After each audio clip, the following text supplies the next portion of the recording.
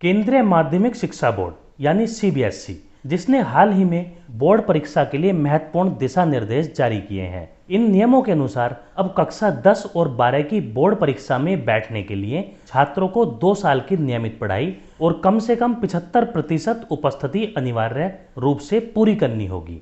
यह कदम शिक्षा की गुणवत्ता और अनुशासन सुनिश्चित करने के उद्देश्य से उठाया गया है। अब तक देखा गया था कि कई छात्र नियमित रूप से स्कूल नहीं जाते और केवल परीक्षा के समय नामांकन करा लेते हैं। कुछ छात्र निजी कोचिंग पर अधिक निर्भर रहते थे, जिससे स्कूल शिक्षा की अहमियत लगातार घट रही थी। इस प्रवृत्ति ने न केवल शिक्षा की गंभीरता को कम किया, बल्कि उन छात्रों के साथ अन्याय भी किया जो नियमित अध्ययन में मेहनत करते हैं। कक्षा 9 से 10 और 11 से 12 लगातार पढ़ना अनिवार्य होगा। किसी भी छात्र को सीधे परीक्षा में बैठने की अनुमति नहीं होगी। छात्रों को पूरे सत्र में कम से कम 75% उपस्थिति दर्ज करनी होगी। गंभीर बीमारी, खेल प्रतियोगिता, दुर्घटना या विकलांगता जैसी परिस्थितियों में बोर्ड विशेष अनुमति दे सकता है। छात्रों को नियमित रूप से स्कूल आना होगा, जिससे पढ़ाई में निरंतरता आएगी। नियमित उपस्थिति से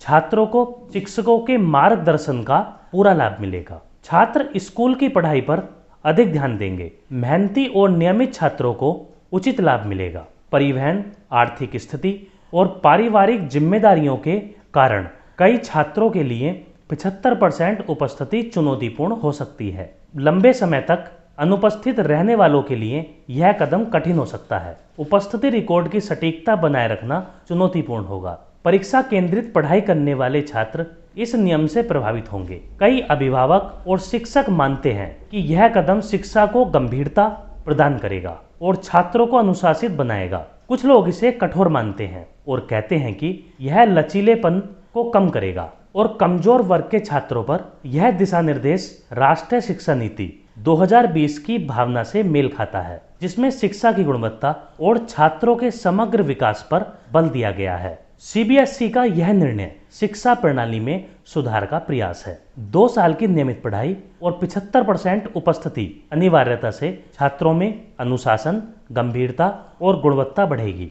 हालांकि इसे लागू करते समय यह सुनिश्चित करना होगा कि कमजोर वर्ग, बीमार या वंचित छात्रों के हितों की रक्षा हो। यदि इसे न्यायसंगत और लचीले ढंग से लागू किया जाए तो यह कदम भारतीय शिक्षा को और अधिक सशक्त और गुणवत्ता प्रधान बना सकता है।